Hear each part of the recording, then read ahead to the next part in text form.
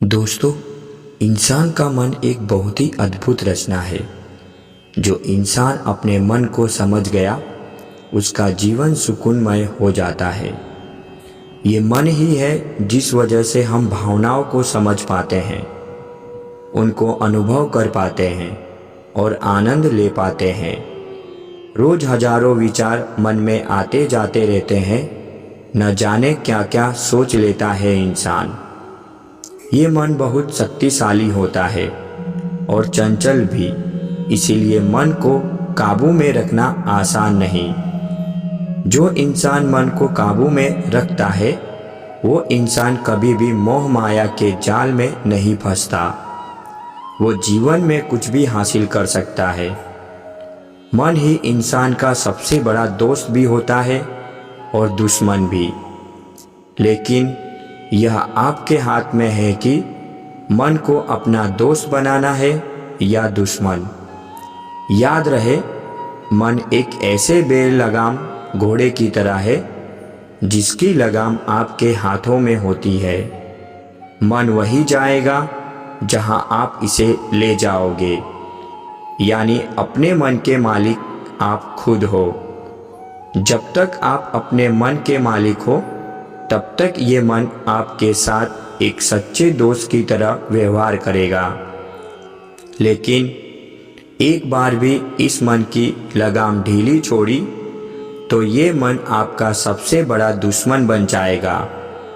ये आपको वहाँ ले जाएगा जहाँ ये जाना चाहेगा, यानी आप अपने मन के अधीन हो जाओगे और वही करोगे जो आपका मन कहेगा। फिर यहीं से शुरू होगा सफ़र आपकी बर्बादी का, दुख और कलेश का। दोस्तों, वास्तविकता में ये मन हमारी सेवा के लिए बना है, हमारे सुख के लिए बना है, ताकि हम इस मन का सही प्रयोग करके जीवन में आनंद, सुख, शांति, सफलता को हासिल कर सके। सकारात्मक विचारधारा से जीवन में सकारात्मक बदलाव ला सके, प्यार और सुकून का आनंद ले सके, एक सुंदर समाज का निर्माण कर सके। लेकिन सब कुछ इसके विपरीत ही हो रहा है, क्योंकि मन हमारे अनुसार नहीं बल्कि हम मन के अनुसार चलने लगे हैं। वास्तविकता में ये मन हमारा नौकर है, लेकिन मन की हर बात मानते मानते हम अपने ही मन के गुलाम बन चुके हैं।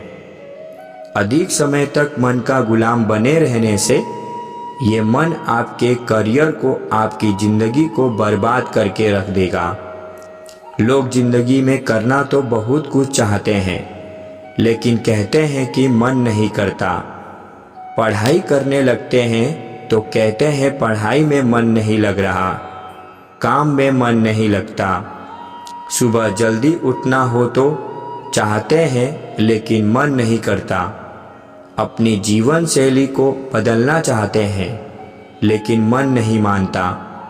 ये मन शरीर को आलसी बना देता है, यानी जिस मन को आपके अनुसार चलना चाहिए वही मन अपनी मनमानी कर रहा है, आपको बुरी और गंदी बातों की तरफ आकर्षित कर रहा है।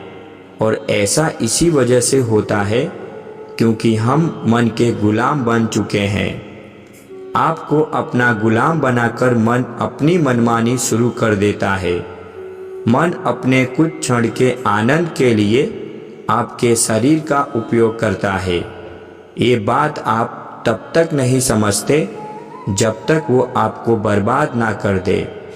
भगवान श्री कृष्ण मन को एक युद्ध भूमि बताते हुए कहते हैं, हमारा ये मन भी एक ऐसी रणभूमि है जहाँ काम, क्रोध, लोभ, वासना, आलस, लालच, घृणा, बदले की भावना, तिरस्कार, अहंकार जैसे कई बुरे तत्व वाले दुश्मन भरे होते हैं और हमें रोज इन सब से युद्ध करके इन्हें पराजित करना होता है।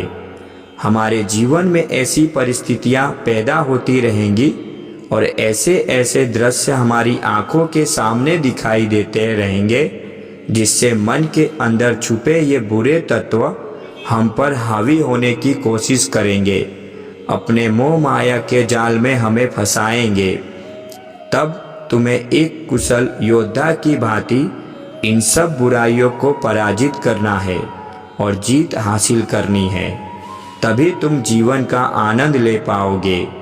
यदि तुम इस युद्ध से हारोगे तो ये मन तुम्हें अपना गुलाम बना लेगा, फिर तुम वही करोगे जो मन कहेगा।